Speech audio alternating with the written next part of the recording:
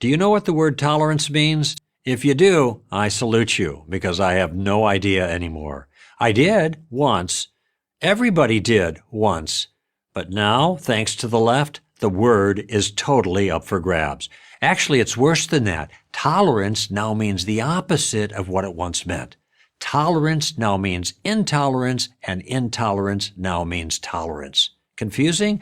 Yeah, I know. But stay with me. There's a big payoff at the end. It's called clarity.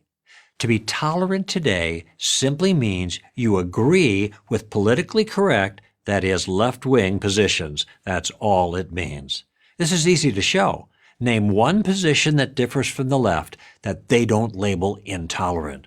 When you differ with the left on any subject, and I mean any, the people who claim to be tolerant don't attack your position. They attack you. They label you, as Dennis Prager puts it, six-herb, sexist, intolerant, xenophobic, homophobic, Islamophobic, racist, bigoted. And if that fails, there's always the ever-popular hater. This is obviously not tolerance. This is blatant intolerance. Your accusers are guilty of doing exactly the same thing they're accusing you of doing. Here's what they're missing. In order to be genuinely tolerant of someone, you first have to disagree with them, since you don't tolerate people you agree with. The classic definition of tolerance means to recognize and respect others' beliefs and practices without sharing them. Notice the element of disagreement is key to tolerance. Without it, true tolerance is not possible.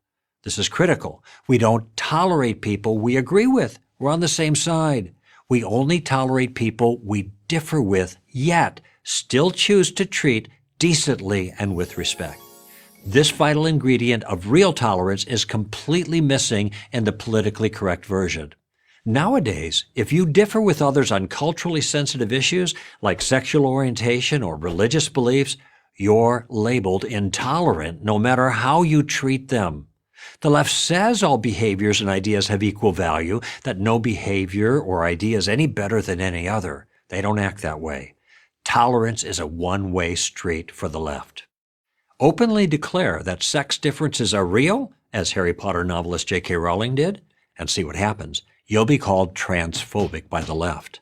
The same thing happened to legendary tennis star and feminist Martina Navratilova when she said it was unfair to women to have to compete against trans athletes, that is, athletes who say they identify as female but are biologically male. But I thought, according to the left, all ideas have equal value. So why are J.K. Rowling and Martina Navratilova suddenly called haters? Because the left doesn't believe its own rhetoric. What the left has done is cleverly redefine tolerance to mean agreement with leftist views. Tolerance no longer means treating people with civility and respect, even when we disagree with them. It means not disagreeing with them, that is, the left. That's how, in the name of tolerance, the left shuts down all disagreement. It defines any contradiction of leftist views as intolerant. But not only is disagreement not intolerant, it's morally and logically essential. Think about it. All ideas, all behaviors are not equally valid. Some are better, some are worse, and discussion and disagreement and debate are how we sort out the good from the bad. Civilization depends on it. The abolitionist movement in America believed its arguments were better than pro-slavery arguments. They were. Anti-communists believe freedom was better than communism. It is. Tolerance doesn't require we treat all ideas as equally valuable. No, true tolerance means we treat all people as equally valuable, with kindness and with civility and with the freedom to express their ideas even when we disagree with them. That is real tolerance. Boston College philosophy professor Peter Kraft has a good way of putting it. He says, be egalitarian about people.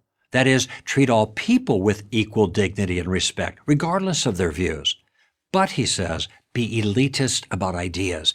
In other words, treat some ideas as better than other ideas. Why? Because they are. Some are good, some are bad. Some are smart, some are dumb.